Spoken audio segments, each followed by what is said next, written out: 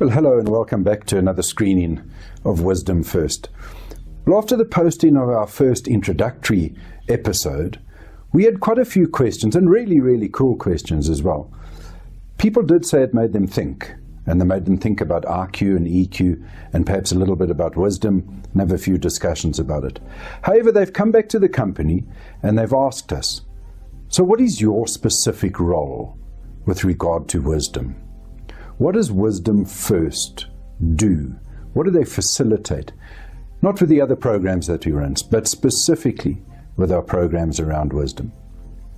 So I thought I'd pop in before our next episode and just give you a bit of a breakdown of what our value add is from a company perspective.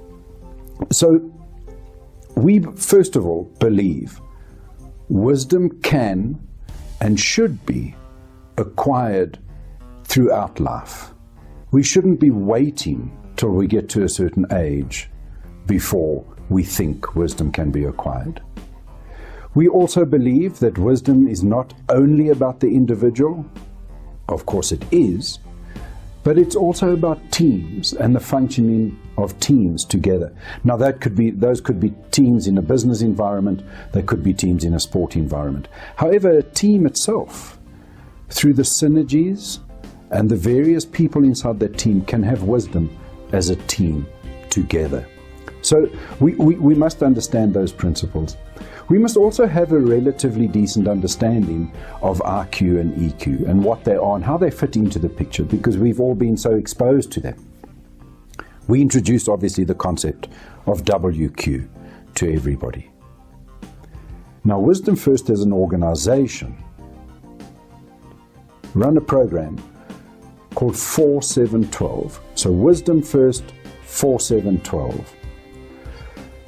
4712 really addresses issues like the acquisition of wisdom, the transference of wisdom, and the implementation of wisdom. We believe our program will help you acquire wisdom. It will help you transfer wisdom from yourself to the next generation or the next person or to society as a whole.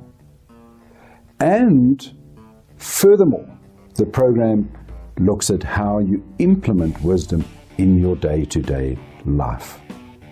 Now, why is the program called 4712? Well, here it goes. It's the 4 pillars of wisdom.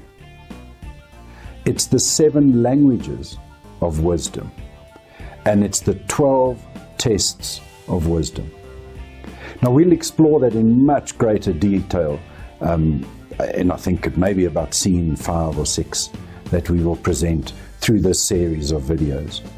However, to journey to that space, before we get into the nuts and bolts of the 4712, we need to take you through the journey of looking at RQ and EQ and how they fit into everything, knowledge versus wisdom, and the debate around that and what our views are.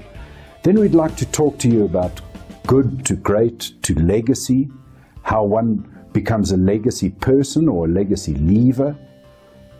Then we'd like to talk to you about the 8 deadly sins that really get in the way of the acquisition of wisdom. And after that, we're going to delve into 4712. And let me tell you, this journey is going to be super exciting.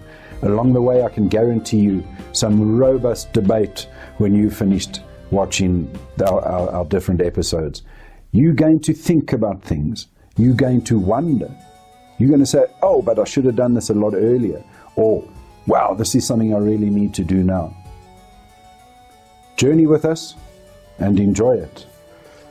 So Wisdom First as a company can help you as an organization, can help you as an individual, can help you as a team, sports team, business team, social team, to acquire, understand, and implement wisdom.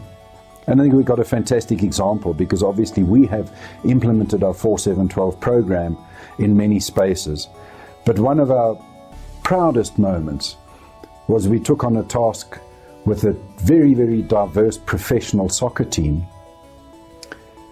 They weren't doing well. They were playing in the Premier League. They had all the money. They had all the technical skills. They had the correct coaching staff. They had everything in place and were poised for greatness. Yet they were facing relegation on the log. Just couldn't pull it together. Well, we brought in the 4-7-12 program, and let me tell you, the change in dynamic in those individuals, the team, the coaching staff, the management, and even the sponsoring company changed so dramatically that that team landed up at the end of the season second on the log. Great success story for us, and we still follow them, and they're still doing really well.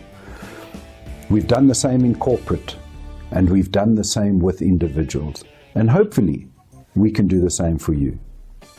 Please join us for Scene 2, where we discuss knowledge and wisdom, and join us for the rest of the journey.